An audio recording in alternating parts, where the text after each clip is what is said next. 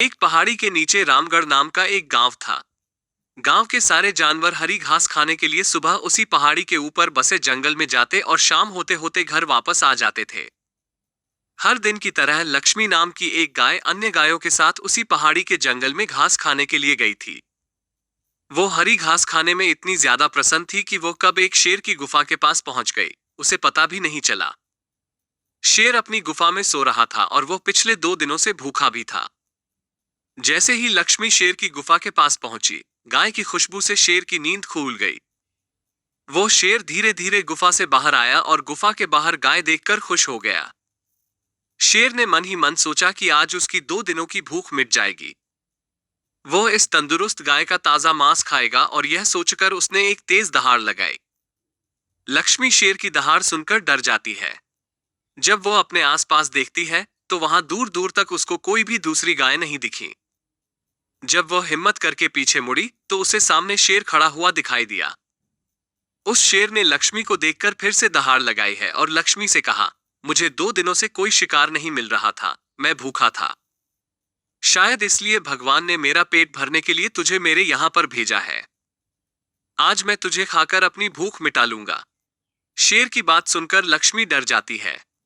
वो रोते हुए शेर से कहती है, मुझे जाने दो, मुझे मत खाओ। मेरा एक छोटा बच्चा है जो अभी सिर्फ मेरा ही दूध पीता है और उसे घास खाना अभी तक नहीं आया है। लक्ष्मी की बात सुनकर शेर हंसते हुए कहता है, तो क्या मैं अपने हाथ में आए शिकार को ऐसे ही जाने दूं? मैं तो आज तुझे खाकर अपनी 2 दिनों की भूख मिटाऊंगा। शेर के ऐसा कहने पर लक्ष्मी उसके सामने रोने लगी और विनती करते हुए कहती है कि आज मुझे जाने दो। मैं आज अपने बछड़े को आखिरी बार दूध पिला दूंगी और उसे बहुत सारा प्यारा करके कल सुबह होते ही तुम्हारे पास आ जाऊंगी। फिर तुम मुझे खा लेना और अपना भूखा पेट भर लेना। शेर लक्ष्मी की यह बात मान जाता है और धमकी देते हुए कहता है कि अगर कल तू नहीं आई तो मैं तेरे गांव आऊंगा, फिर तुझे और तेरे बेटे दोनों को खा जाऊंगा। लक्ष्मी शेर की यह बात सुनकर खुश हो जाती है और शेर को अपना वचन देकर गांव वापस चली जाती है। वहां से वो सीधे अपने बछड़े के पास जाती है, उसे दूध पिलाती है और बहुत सारा प्यार करती है। फिर बछड़े को शेर के साथ हुई सारी घटना बताती है और कहती है कि उसे अब अपना ख्याल खुद ही रखना होगा।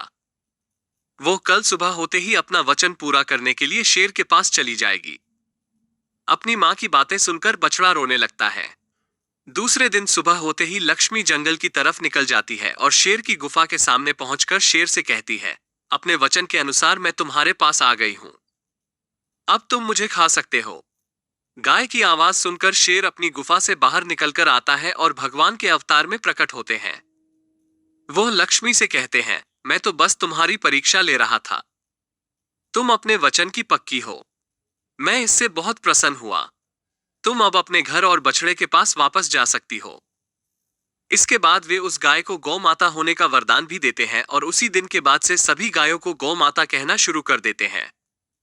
हमें जान की बाजी लगाते हुए भी अपने दिए हुए वचन को पूरा करना चाहिए।